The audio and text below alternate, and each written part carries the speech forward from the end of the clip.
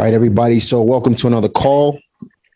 But so we completed the calls. So tell me about the results that you got. So how many calls did we make total? 100. 100. You made 100, Isa. Each. Yeah, we did 100 each. 100 each. Okay, so yeah, you made 500 calls total. 4. There's only 4 of us. 400. I'm looking at 5 on the screen. I keep forgetting that I'm one of the 5. Right. So you made 400 calls total. Yes. And how many leads do you have left over? I don't think you got any left. You don't have any left. So all you have. We did.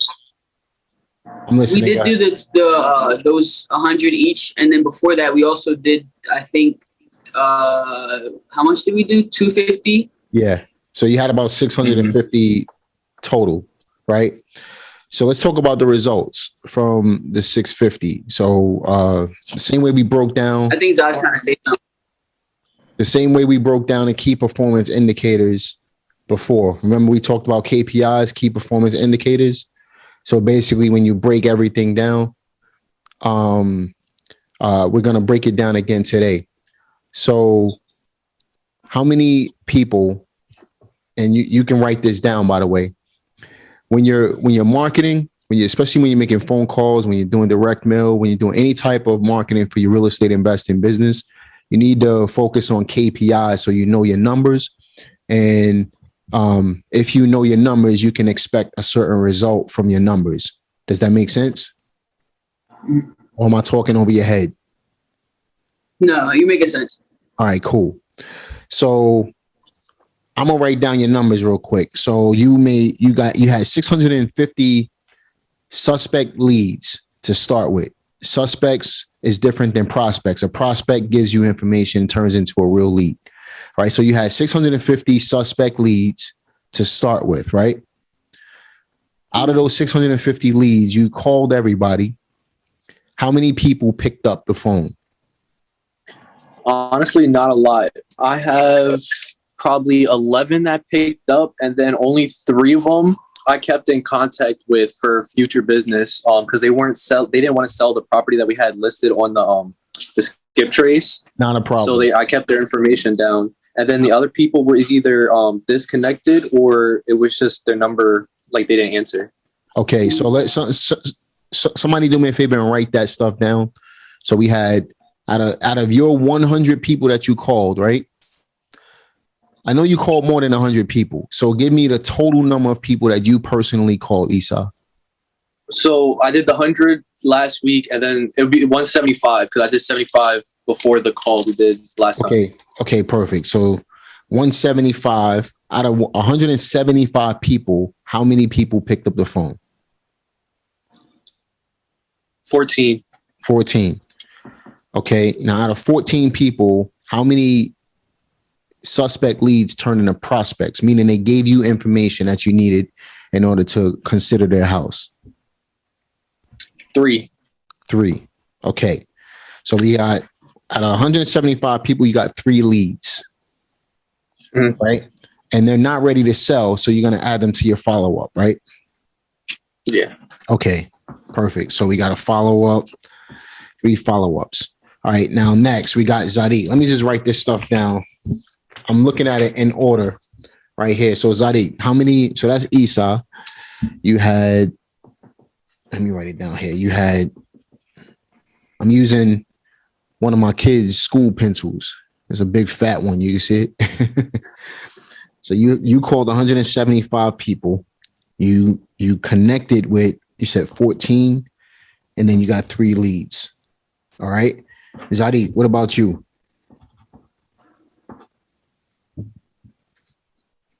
You have been muted. Hold on a second. Let me unmute you. So it was 100 this week, and I think it was like 40 something, like 48 last week. So it was about 148. 148. How many people you connected with? Meaning they picked up the phone. I don't care if it was a lead or not. How many people you connected with? It was 12, I think. Yeah, 12. 12. And how many leads did you get? That meaning, like, they said that even if there was future, A follow-up or they were ready to sell right now? Either way. 6. 6. Okay. 6. So now that's 9. That's total. That's all follow-ups. 6. All 6 of them are follow-ups. They were future, or they gave me a little bit of information. I had some people that said that they were interested and they give me more information a little bit in the future of the week. Next week, I mean. Next week. So you got 2 that's hot right now that might be interested right now. Yeah. 2 hot. Yeah. All right, cool. So we got 0 from Esau. We got 2 hot from Zadik. What about Raven?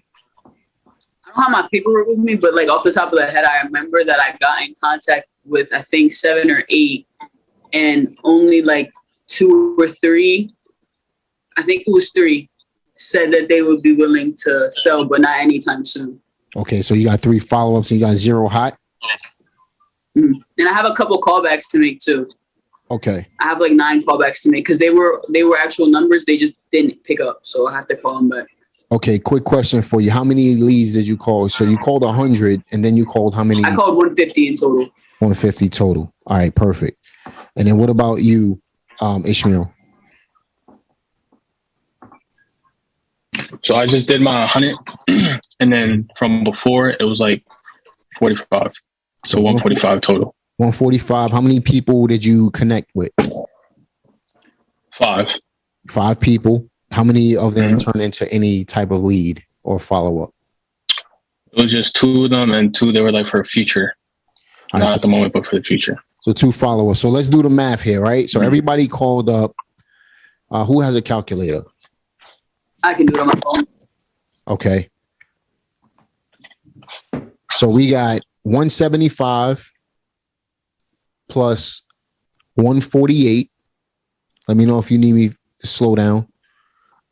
Plus 150 plus 145. How much is that? What's the total?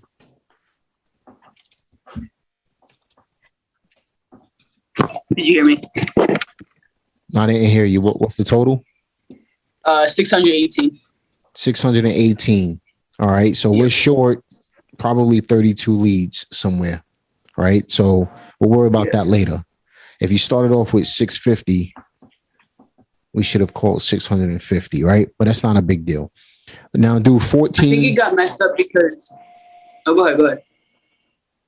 No, it's not a problem. What were you going to say? I said I think it got messed up because we were like doing it by sections, and then we like stopped and like went to the bottom, and then like it got gapped up. So I think we lost a couple. And that's fine. That's fine. It's not even a big deal. Do 14 and 12. That should be 26. 26 and 5 is 31. 31 and 8 is 39. Right? Then we got 9, 10, 11, 12, 13, 14. And then we got 2. So basically out of 650 leads called, you really called 618 leads. You got 39 connections. And then you got 14 follow-ups and 2 hot leads that you got to follow up with next week. That's not bad because in general, you got probably over, let's see, 600 times 10% is 60. You got probably an 8% response rate. Let me just do the math here real quick on your cold calls. So now you know what to expect, right? You got some numbers that you can play off of. So if you make calls and you get the same result every time, then you know, okay, this is what we should expect, right? So we did 8% of that. Yeah. So it's about 7.5%. 618 times 0.075, a little bit more than 7.5%, right? So you got a 7.5% connection rate. And then out of that, you got an additional, because you got 39, you got about a 30%, a little bit more than 30% lead rate. So let's just mark that as 30% here. So you got, out of 618 calls, you got a 7.5% connection rate. And I'm going to tell you how to increase this stuff, how to beef these numbers up in just a second. And then you got a 30% lead conversion rate, which is phenomenal, right? Then out of that, you got a 10%, just shy of 10% hot lead rate, right? So the key determining factor here is the connection rate. If we connect, this basically tells us if we connect with more people, you're converting at 30% right now. So that means if you call 100, if you connect with 100 people, 30 of them are going to turn into leads. You understand what I'm saying? Mm-hmm. And then you're getting another 10% in hot leads. So 30 turns into leads for every 100. And then you get 3 contracts, 3 potential hot leads. You know what I mean? So that's how you work your numbers. So that means if you call up, let's say, if you multiply that number by 10 and you do 6,000 leads, right? That means you have 7.5%. What is that? 3,000, about 3,900. No, that's a little less than that. 390 connections, right? So out of 6,000 leads, you'll get 390 connections at 7.5%. And then you'll get 140 hot leads, follow-ups. And then out of the 140, you'll get 14 people that will ultimately be ready to sell, right? Now, here's the good news. Especially when you're wholesaling, like what you're doing right now, you need to understand these numbers, right? Because it's going to take you anywhere between 15 and 20 offers to be able to get a deal. So that means you got to 10x your numbers right now. It's going to take some work, right? Because you have a potential right now. If you 10x the numbers based on these numbers right here, it's still too early to tell, but the numbers are going to adjust a little bit. You might get an offer in 5.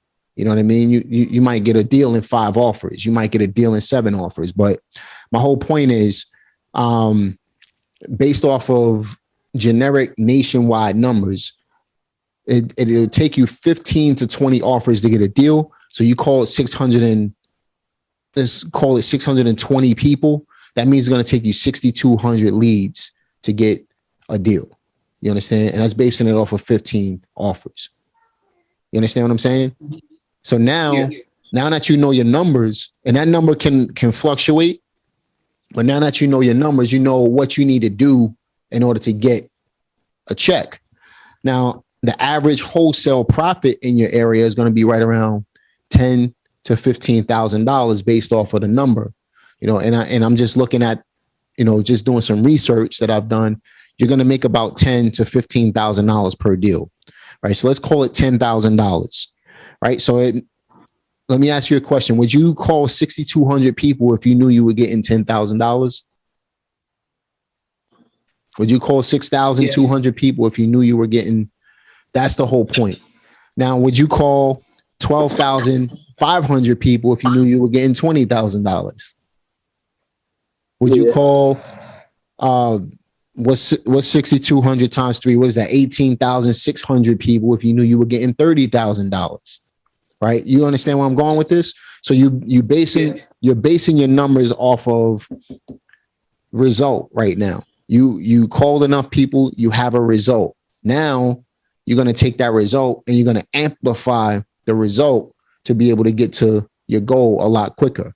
Now, there's another thing that we want to talk about. Connection rate is a major thing, right? Sometimes you can't really do anything about it, but how do you get around the connection rate? You maybe send a text message to the people, right? So I don't want you spending money on text blasts or anything yet. But what I want you to do is, if you're on your cell phone, once you get off, make a list of the people that you couldn't connect with and send them a text message individually after the fact. You understand? So let's say you call 100 people and 80 of them don't connect, but you connect with 20. Well, let's use your real numbers, right? So let's use Esau's numbers, right? So you called 175 people, 14 connections. That means you got 14 out of 14 connections. What's 175 minus 14? What is that? 161. Mm-hmm. That means you're gonna take the next maybe day or two and copy and paste text message everybody you couldn't reach. Say, hey, I tried calling you the other day, and I'm just touching base with you through text message. I'm looking for houses in the area, and so that you own a house in the area. I just wanted to see if you were interested in selling. Right. So something similar to that. You're just going to be real with people. People like authenticity. Be yourself. Remember, I told you before, people buy you. They buy your personality. They don't buy what you're selling. Right. So always be yourself. Right. So it takes work, but would you work if you knew you were going to make $1 million? That's the thing. And it gets easier over time. It gets easier over time. So like for me, it doesn't take much effort for me to get a deal at all. In fact, over the last 2 days, I got like 10 hot leads, hot deals that just came right across my email inbox, right? They come to you once people know that you're serious, right? And you put yourself in an authority position when you perform, when you show that you're going to do what you say you're going to do. Right now, you're brand new. It's going to be tough. You got to get your business off the ground. Building a business is not easy, right? But it's worth it if you stick with it. All right. So, in reality, it's going to take a lot of work. That's why I'm just prepping your mind to know, look, you might have to make 6,000 phone calls to get a $10,000 check. But the way to increase that connection rate is to follow up with a text message. And then here's how you follow up from the text message. You ready? Once you send a text message, the people that didn't respond to the text message, now you send them a little postcard or a handwritten letter. This is called marketing, right? You got to become a master marketer. It takes work, right? But once you get the money generated from it, so I'm using Esau's numbers again. Esau, let's say out of 161 people that we just said you sent the text message to, let's just say 20 of them respond to your text message. Now you have 141 letters that have to go out to people, basically saying the same thing in a text. Hey, I sent you a text message. I called you and I sent you a text message. Couldn't reach you. I'm looking to buy a house in the area. I see that you have one, yada, yada, yada. Right. So now you have an entire campaign going on. It's not just a one-off call. The money is always made when you follow up with people. Most people don't follow up. Right. So most people will make the one call and then they won't ever touch that lead again. Right. Or they're looking for new leads.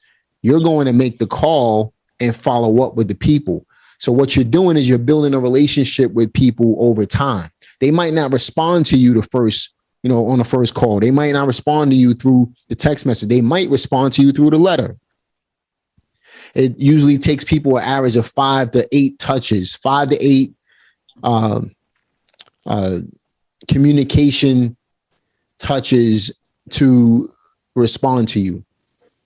And it's your job to continue to follow up with them and ultimately be in the right place at the right time. So you're focusing on distressed people, but so for example, you might focus on pre-foreclosures, right? With pre-foreclosures, you want to hit those right away because as time goes on, they become less motivated to sell. They stop caring because they know that they're going to foreclose on the house anyway. So they're like, why should I just give this house away to anybody? I might as well just lose it. Right. So it's good to hit those within month 1 to 3. That's your window to hit pre-foreclosures. With vacant properties like you've been focusing on, it might take you some time to be able to build up those relationships. You understand? Absentee owners, you definitely have to build up the relationships. So you just got to get people in the right place at the right time. And that's why it's so important to just keep hitting them and hitting them and hitting them.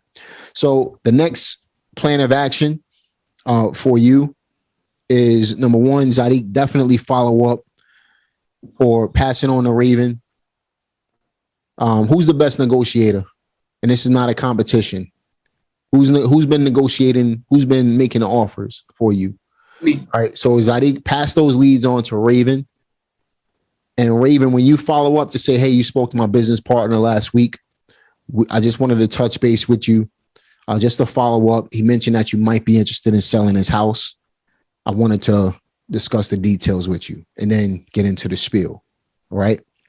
Okay. So get right back into that property information sheet. Okay. Okay. So that's how you got to do this. So you got to make it a goal. I don't care if it takes you a month to call 1,000 people. You really want to, especially starting off with very little money, you got to put more time into it, right? So it shouldn't take 4 people 2 weeks to call up 650 people. I got virtual assistants that call 1,000 people in a day. You understand what I'm saying? So it takes work and you got to adjust it to your schedule. But at the same time, how hungry are you to get that bread? You understand what I'm saying? So you got to put in that work, right? I don't care. Okay. If each of you should be calling 50 to 100 people a day, every day. If you call 50 people a day, that's 250 people a week. How long did it take for you to make 175 phone calls? Honestly. I did 100 today. Say that again. You got yours done when? I did 100 today alone. See, one day. How many hours did it take for you to call 100 people? Like 2 hours. 2 hours. But I sat down and like processed like everything. I took my time with it. So. See, even still, right? So, and once you start making some money, you can speed that up because you could get technology to help you speed up the process. You could call 3 people at one time, right? The whole point is you called 100 people in 2 hours. So if you just did 100 people, if you just did 2 hours a day of calling, you're calling 100 5 days a week. You're at 500 people a week.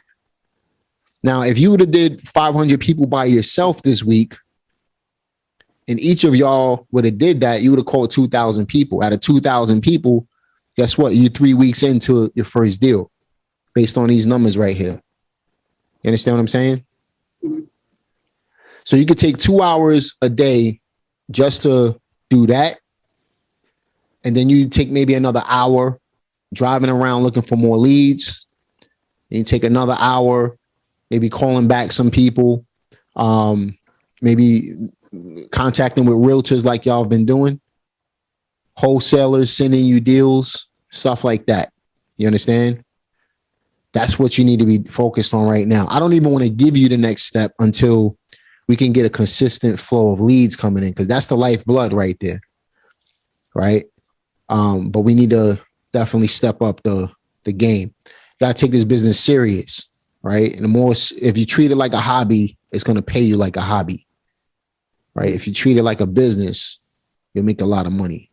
All right. So, you know, and just to put that into perspective, I'm not just talking it. Zadik vouched for me, man. He watched me work for 10 whole years by myself to build up my businesses. Everybody else, every time I went to his house, what did I have with me?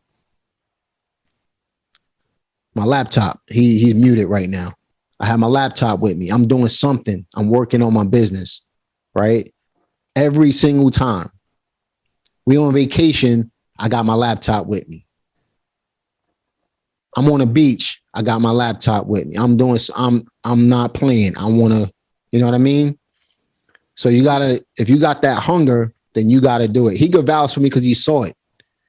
You know what I mean? But that's what it's gonna take. That's the whole point. That's the whole point. And I did it by myself. Y'all are a team. So I just want to, I want you to understand it just takes work. It's not easy, but I'm basically here to help you minimize your mistakes. That's what I'm doing. Will you still make mistakes? Absolutely. Am I going to push you? Of course I am. Right? Because I want to see y'all make a lot of money. And there's no reason why you can't make 6 figures this year. There's no reason. You just got to be willing to put in the work. You know what I'm saying? So even if you produced, out of 4 of y'all, even if you produced $200,000, that's 50 grand a piece, right? But then that's your first year. Imagine now you know what you're doing. Imagine the second year, you could double that, maybe even triple it. You have $1 million business within 24 months, 36 months. So that's the way you should be thinking. Don't minimize your thinking. Think big, right? And you get big results. But you got to take big action with it as well. All right. So let's get serious about these calls, man. Somebody should be in charge of pulling the leads every week and making sure everybody else gets what they need. And don't, we could source through the list together. But at the end of the day, you really just want to make sure you set up a process. It's a consistent process to where somebody's pulling a list. Everybody's making, a minimum of 50 to 100 calls a day. You did 100 calls in 2 hours. I think you need to make that your goal for every day. Monday through Friday. Do what you want on Saturday and Sunday. Personally, I worked 7 days a week for 10 years in a row. You know what I'm saying? So it's how bad you want it, man. It's how bad you want it. I was 21 years old. I worked until I was 30, and then I've been semi-retired ever since then. Meaning I choose to work at this point. So it's all in what you want, man. And then you can start doing stuff like me. This week, we put an offer in on a laundromat, 2 laundromats. That's a cash cow right there. That's what I want to do. Then I'm looking at buying car washes as well. Cash cow. You know what I mean? And other businesses as well. I'm opening up an ice cream shop within the next 12 months. I got a name for it. I'm gonna start my own franchise, and that's all for my kids. They want to do something, so I'm gonna set up I'm looking at. We've been looking for a spot. But we're gonna open up an ice cream shop. Is a dope idea. I'm not gonna say it until it's solidified, but nobody thought about this. So you get to do stuff like that. You know what I mean? But we got to start somewhere. We got to put in the work. And this is, to me, this is the best business to build character. It's the best business to be able to get cashed up quick, to be able to do what you want. So let's make this happen. Another thing I want y'all to do, so we talked about marketing, but another thing I want y'all to do is consider pooling. It doesn't cost a lot of money to set up an LLC in Pennsylvania. Start thinking of a name that y'all want to rock with. And I need one of y'all to look up the cost of an LLC. I think it was like $60, $100 or something like that. When I lived in Pennsylvania, it was pretty cheap, but we're talking 8 years ago, so things have probably changed since then. But I need y'all to set up an LLC because I want y'all to start building up business credit, because that's going to eliminate the time that it's going to take to get a deal. You're going to get funded collectively as a team to be able to use that money to put into, number one, buying houses, and marketing a lot easier and quicker. You get people to call you rather than you calling them. All right. And it'll take you about 3 months to build up what's called a paydex score. That's basically like a credit score for your business. once you have a paydex score going, you could get 0% interest credit cards under your business's name, nothing to do with your personal credit. So I'm going to teach y'all exactly how to do that as well. But I want you to, number one, look up or think about a name. And number two, find out how much it costs to set up an LLC through the Department of State. Don't go through one of those websites that they're running ads on Google. Look up, go to the Pennsylvania Department of State and find out how much it costs to set up an LLC out there. All right. And then that'll fully establish you as a business. So that's all I have for y'all today, man. I know, Zadig, you wanted to talk about something specific. You got a deal on the plate or something? Yeah. What you wanted to talk about?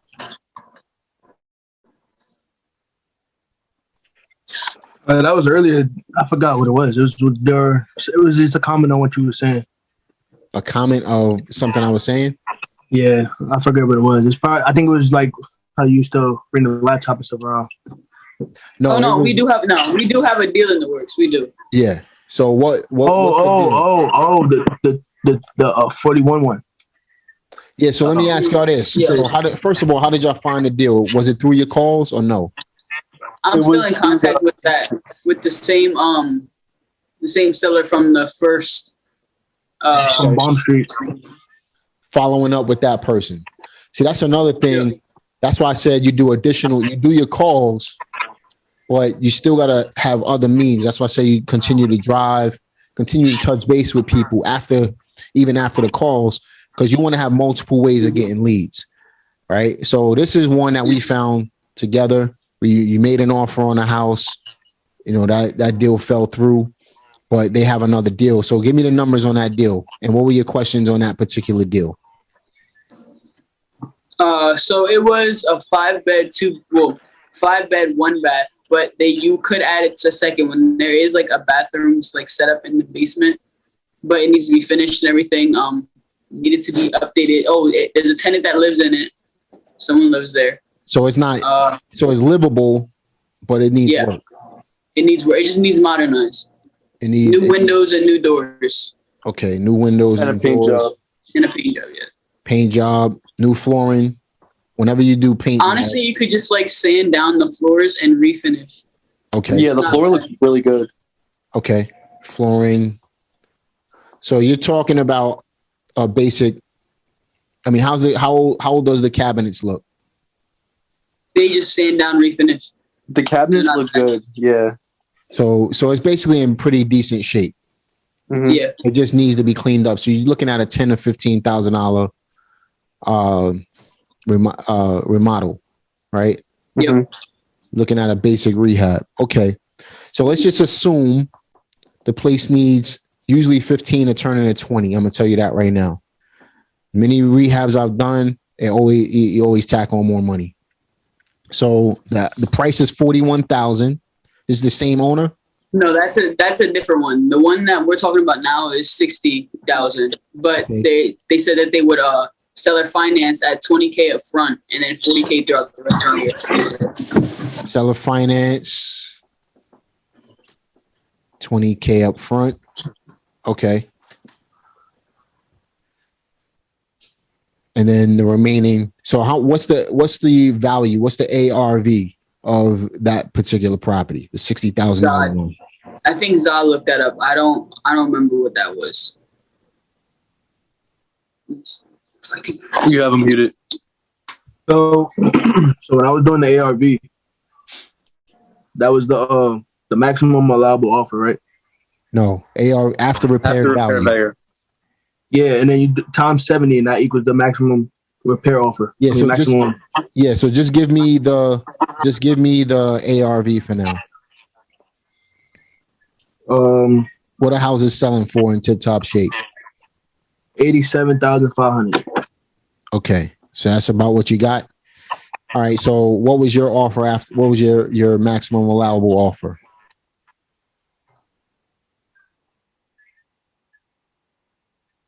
Did you have that, Zah, or is that?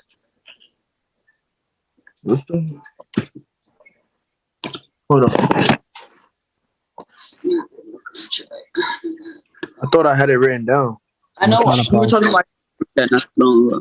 So let's round that up to 90 grand. You're at 56,000. If you times it by 0.7 minus 20 grand in work, you're probably at like $36,000. Is that about right? Somewhere around there, probably. I'm So not a you said mathematician, but when you do this, 90 grand times 0.7.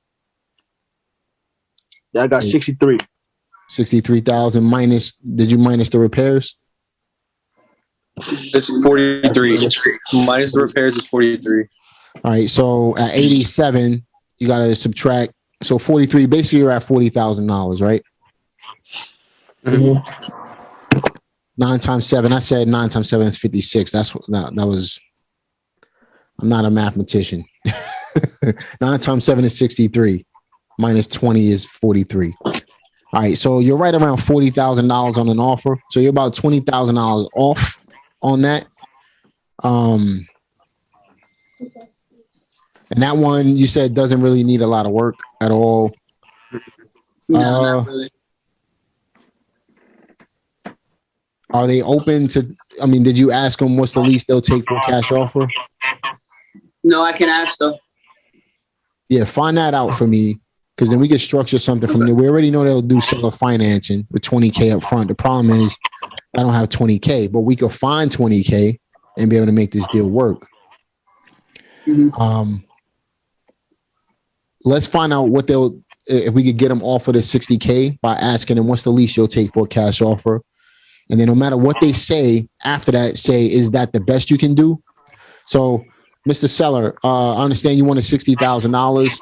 You're willing to do seller financing, $20,000 up front. But let me ask you this. If I were to pay you cash, what's the least amount you'll take for a cash deal? Okay. And then give me a number. Okay. No, give me a number. 40. Oh, 40,000. Is that really the best you can do? You could do 40,000. Is that the best you can do? Yeah. You see how I asked the question though? It makes you feel like you should probably. It may. I didn't say. I asked it in a way that will make you feel like you should come down on that price. You understand what I'm saying? Mm-hmm. So like 40,000 is that the best you can do? You see how I asked the question? Like I'm puzzled. Like I'm puzzled that you said $40,000. I thought you were gonna come in less than that. Mm-hmm.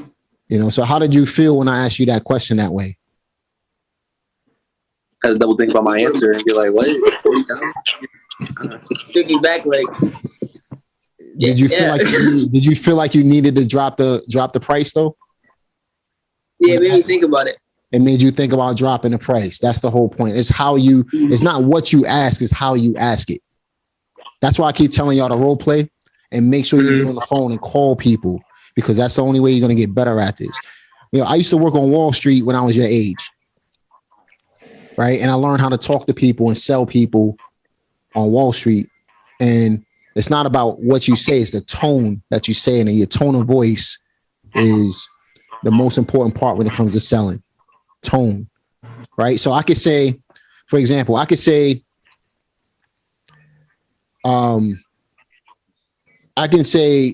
call, matter of fact, my wife, right? She can call me, she could say Jamel, and then she could say Jamel, and then she could say Jamel, you know what I mean? Say my name in 3 different ways, it means 3 different things. She'd be like Jamel, you know what I mean? You understand what I'm saying? It's the 3 different tones that she could call me in, using that as an example, can mean 3 different things. So it's how you say things to convey it to the seller to be able to get the response that you need from them. That's just sales 101. Your tone is everything.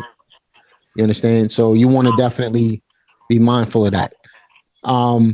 So when you talk to that seller, say, I'm definitely interested in a house. I want to make you an offer, but I need a little more info. so that we could make sure that we're creating a win-win situation. So what am I doing? I'm warming them up, right? Yeah. I'm establishing, look, I'm not trying to beat you over the head and just lowball you with an offer, but I want to make sure that you're going to win as well. So you make them drop their guards. Then you turn around and say, hey, you know, seller financing is great. 20K down. I understand. Is 20K like your final number? Would you do less than that? Like, what's the least you'll take down? I feel like I'll try to, like, I might be able to get him down a little because he was at 10K. Yeah, he was at 10K, and then he just raised it to 20K once we saw the house. And so now you can go back and say, look, I don't want to offend you. You know what I mean? And I haven't spoken to the seller, so I would talk to different sellers in a different way. But like if he was at 10K then raised it to 20, he's going to accept 10K down. He might even accept 5. He might even take 5. You understand? He might take 8. But he's looking for a serious buyer. That's what he's looking for, based off of what you're telling me right now.